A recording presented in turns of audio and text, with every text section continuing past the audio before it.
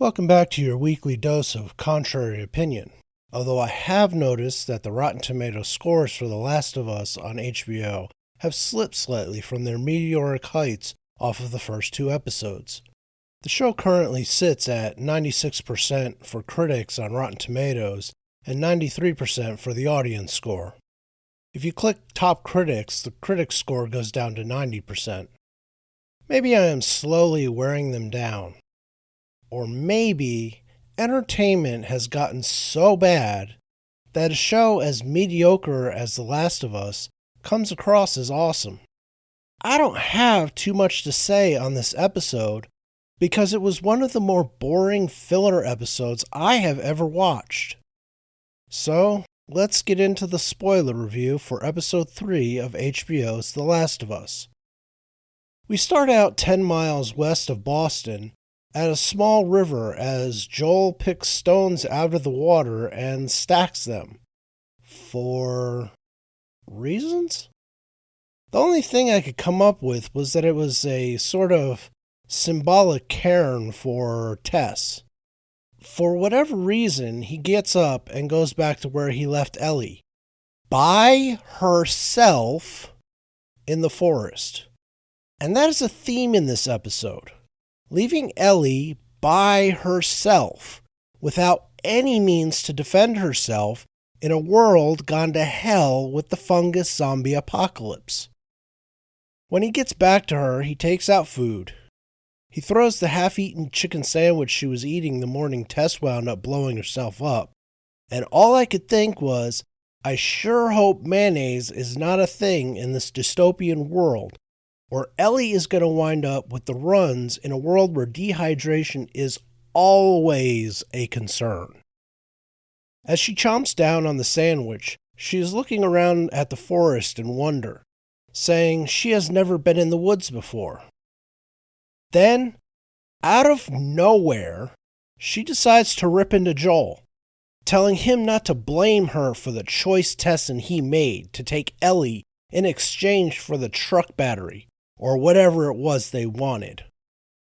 Since Joel has been nothing but silently stern for most of the time she has known him, I am not sure where she got the idea he was blaming her for Tess getting bitten.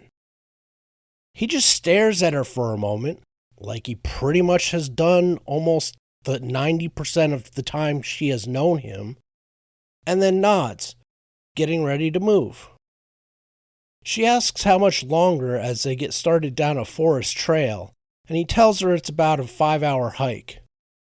She replies with a strangely confident, "We can manage that." And I am immediately getting the feeling that I was right when I said in my last episode review that she would wind up being in charge of their little odyssey. We will see the next episode, for reasons that are plain about 5 or 10 minutes later, when the show goes on hiatus and becomes this old gay apocalypse bunker. As they walk along a dirt road later, she starts chattering inanely and incessantly. A habit I am not sure why the writers decided on, because it is not helping her unlikability factor. If that is how she is in the game, I am not sure how the game is so popular. While they are walking, she notices him scanning their surroundings, and she asks him what is he looking for, since there are no infected around. He tells her he is looking for people, and she has absolutely no curiosity as to why he would be looking for people. 0 follow-up questions are asked, and no answers are volunteered to educate a noob on the realities of living outside the relatively safe QZ. Then she starts asking questions about Bill and Frank, asking if they are nice. He tells her that Frank is, and leaves it at that. Then, again, out of nowhere, she starts making fun of his scar and how he might have gotten it. Then she tries once more to get a gun from him, and he shuts that down. They get to an abandoned gas station that he was aiming for, and he tells her to hang back by herself. as he gets something he stashed from inside.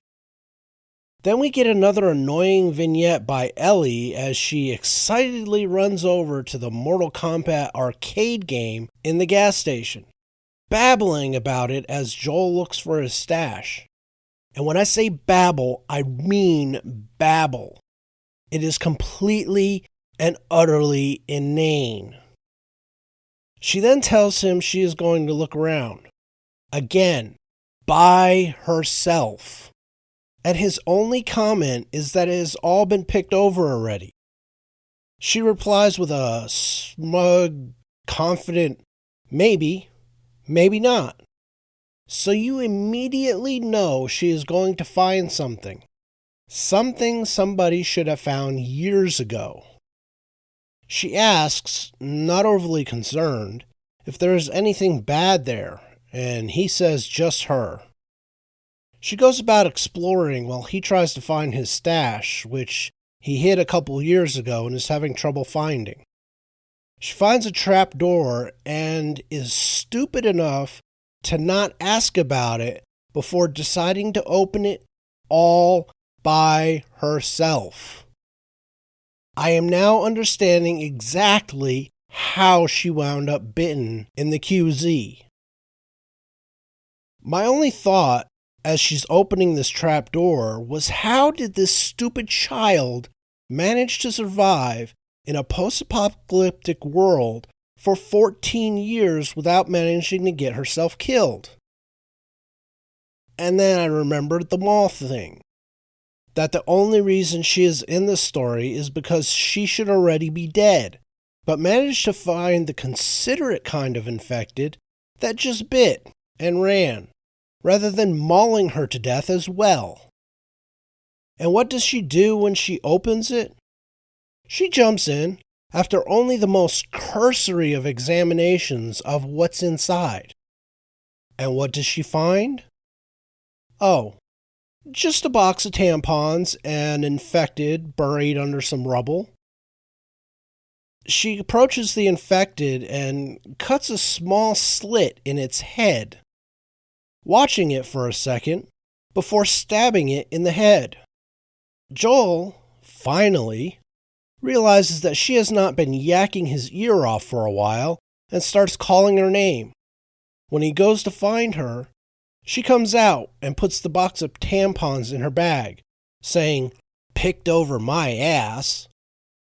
He then finds a place to hide the rifle, telling her that there isn't much ammo for it. Ellie suggests that, since he's leaving it anyway, but he of course says no. They are once more walking along the dirt road when they come across a plane crash on a nearby hill. She asks if he ever flew on one of those. He tells her he had in a vaguely unenthusiastic tone, making it sound less than glamorous, but she is just impressed he got to go up in the sky. She then asks how everything fell apart all at once. He asks what the hell she learned in that school she was in, before explaining how it all went to hell. By the Monday after it started, everything was gone. He then tells her he wants to cut through the woods, that there is something up ahead he doesn't want her to see, which of course makes her want to see it anyway. Did the writers forget he had a teenage girl? She asks if it can hurt her as she speeds up, and when he says no, she continues with a grin. A little farther ahead, she says she thinks whatever it is must be gone. Then she sees the mass grave at the side of the road. He explains how soldiers rounded up people and killed them if there was no room on planes or in safe zones. She asks why kill them if they were not infected, and he tells her dead people can't be infected. And then the episode could have ended because the next 45 minutes or so bored me even more than this episode up to that point did. Nothing that follows in these flashbacks is anything that will have consequence for the story down the road. And the letter at the end of the flashbacks pretty much covered all we need to know. However, HBO wasted this much runtime, so let's go through it quickly. And I am skipping a crap load because I either fast forwarded through it or it simply did not matter enough for me to mention it. The first flashback is to September 30th, 2003, and soldiers are in a small suburban development, rounding up people to load onto trucks. Then we see a guy watching it all on some monitors being fed from cameras around his house. He hears someone enter his house and he grabs a shotgun. He then hears them look around and reporting back on the radio, and he mutters, "Not today, you New World Order jackboot f***s."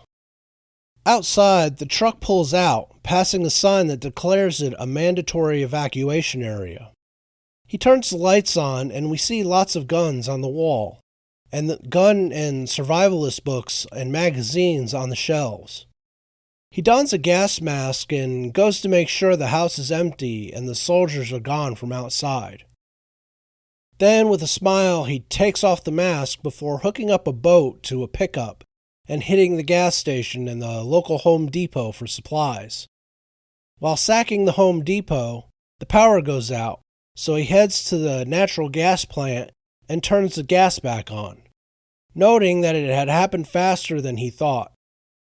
He is then shown setting up a perimeter, complete with fencing, alarms, and booby traps.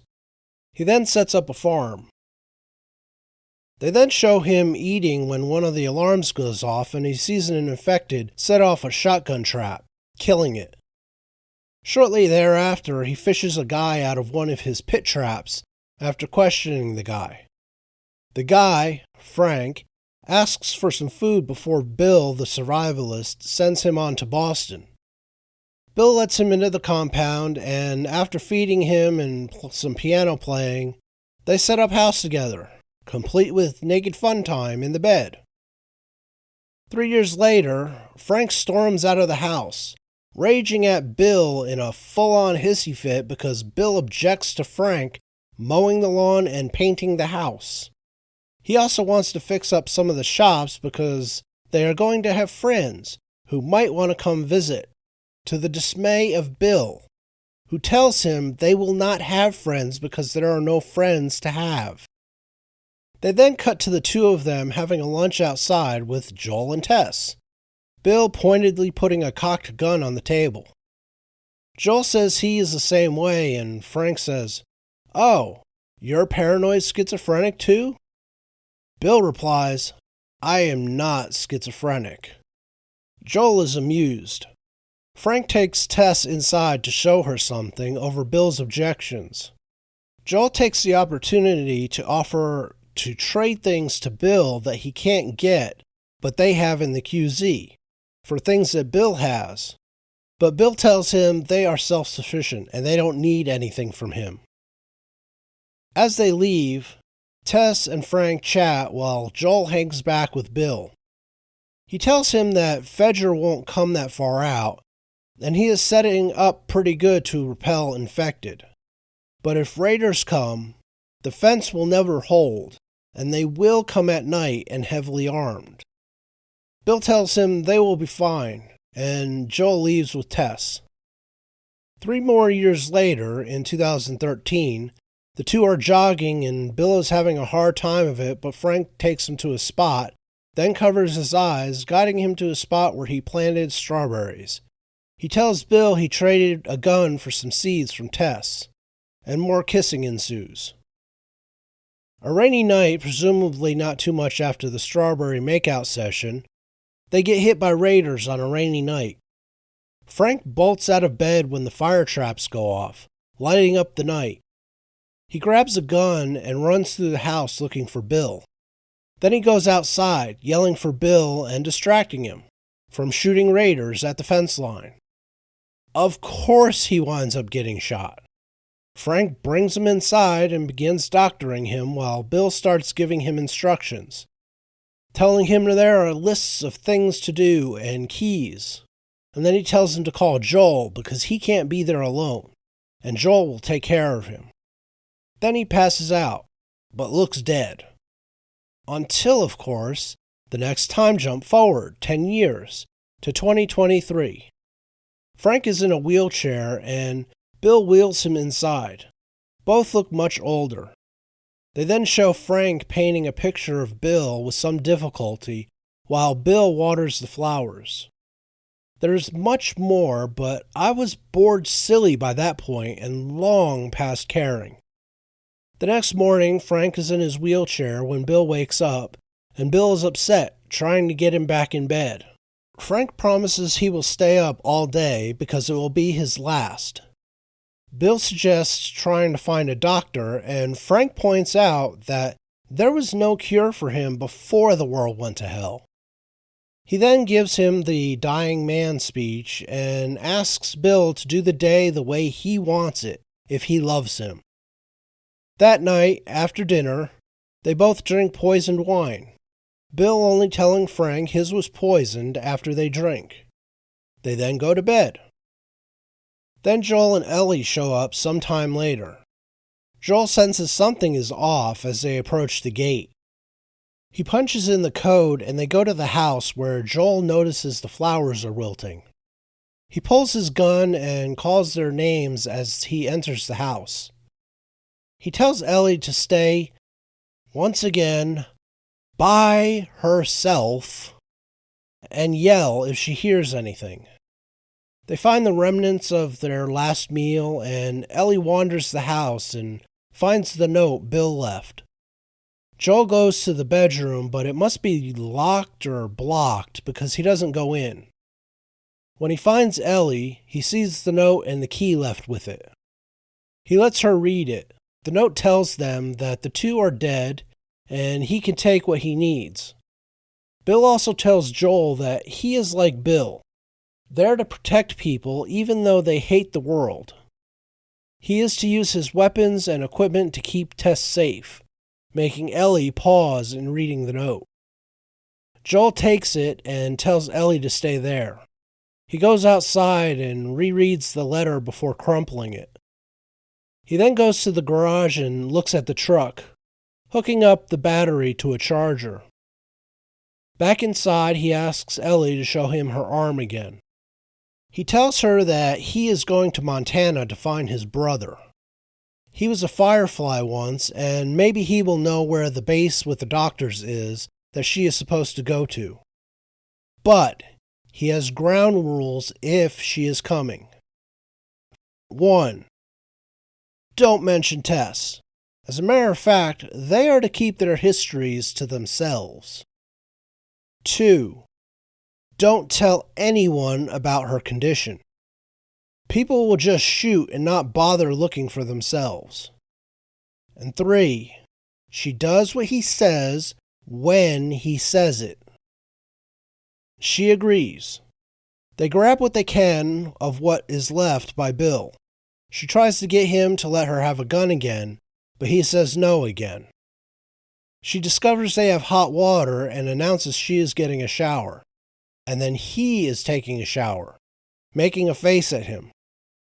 She goes inside and takes her shower, later snooping around while waiting for him to finish his shower. She finds Frank's gun in the desk and stuffs it in her backpack when she hears Joel coming back from showering. They get in the truck and Ellie starts playing with everything in the truck. Joel asks if it is her first time in a car. He has to show her how the seatbelt works, and she finds a tape, putting it in the radio. They leave the compound and drive away. And thankfully, that is the end of the nonsense. Normally, this is where I give you my thoughts on what worked in the episode and what didn't. But the whole thing, even the parts with Ellie and Joel, were so boring there's not much to say. I gave last week's episode a 65 to 70% rating, but this one barely makes it to 40. This was one of those episodes that, if you stretched it into a 2-hour movie, the Academy Awards would eat it up, but nobody would go watch it in theaters, and nobody will watch it on streaming or cable. I am sure Twitter was over the moon. given it meets the ESG requirements for Hollyweird, and the activists will already be writing their nominations for this or that award for The Last of Us, based solely on this episode. Aside from the kind of meh raid in the middle of the episode, there was practically nothing in this one.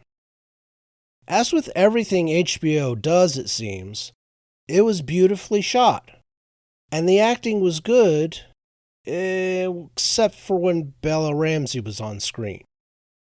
But it was a nothing story, or rather, a nothing story in the relationship to the overall story. And from what I understand, it deviates greatly from the game. Even though I did not play the game, even I thought the idea of Bill offing himself was borderline retarded. I can sum up in one paragraph what we should have seen in this episode that mattered. Actually, just a couple of sentences. And here it is. Joel and Ellie walk to the compound to find Bill and Frank have left a note telling them they are dead and they can take what they need to stay safe and get where they need to go. Joel and Ellie clean up, grab some gear, load everything in the truck, and head west. End of episode. Based on what some people who have played the game are hinting at on YouTube, and what their guesses are about what comes next, the next episode might be even less palatable. I keep waiting for this show to grow on me, for me to see what those who are raving about it see, but I'm still not getting it. I'm probably in for at least the season, especially since leaks seem to hint that HBO has put off including The Last of Us 2 material until at least Season 2.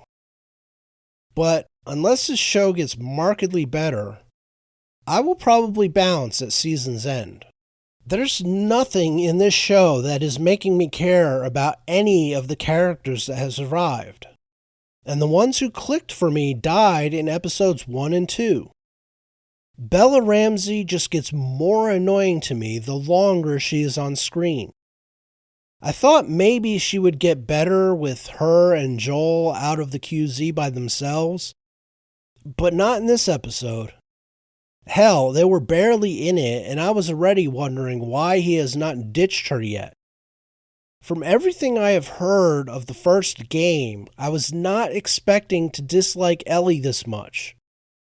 At no point in the House of the Dragons did I dislike any of the characters I had issues with. Her performance is edging into Blood Origin, Rings of Power territory irritating. And that is a place nobody wants to land. All I can say after wasting 80 minutes of my life, plus however long I added to that taking notes, is holy shit, that was boring. And it is not a good trend that each episode gets more boring. Here's hoping Neil Druckmann and his Confederates aren't screwing this pooch as badly as they did The Last of Us 2. That is all I have for this video.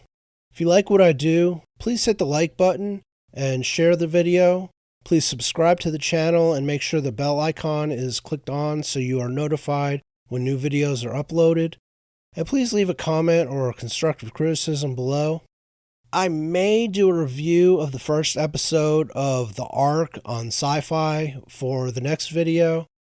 It will depend on what I think of the premiere. Until then,